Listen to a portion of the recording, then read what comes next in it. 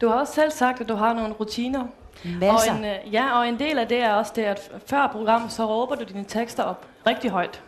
Ja, det er ikke altid, jeg gør det. På Godmorgen Danmark, der gik der så meget rutine i det, at det handlede simpelthen bare om at overleve hver morgen, ligesom de første 5 minutter. Ikke? Det var sådan bare, puha, det var hårdt at komme op.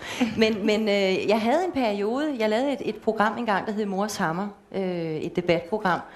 Og der oplevede vi så en periode, at jeg trængte ikke igennem skærmen på samme måde, som jeg plejede at gøre. Og vi kunne godt se, at det var mig, der var noget galt med, så vi gik sådan i gang med at undersøge med en coach, hvor er det lige, det kikser. Og han sagde, du mangler den der tænding. Du mangler et eller andet. Du må kickstarte dig selv. Og så fandt vi nogle forskellige på-knapper, jeg skulle lære at trykke ind. Og den ene af dem var, at jeg gik op i studiet 20 minutter før, og så havde jeg advaret alle teknikerne om, nu råber jeg, og jeg råber rigtig højt. Og så gik jeg rundt i studiet og råbte, god aften og rigtig hjertelig velkommen til Mors Hammer.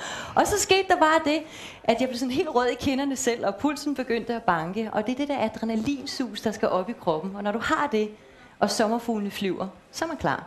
Så det virkede? Det virkede hammergodt. Det gør det stadigvæk. Så det er måske noget, som vi skulle gøre for vores show? Ja, hvis ikke du er klar. Er du ikke klar? Jo, jeg synes, jeg er klar. Jeg er rimelig klar.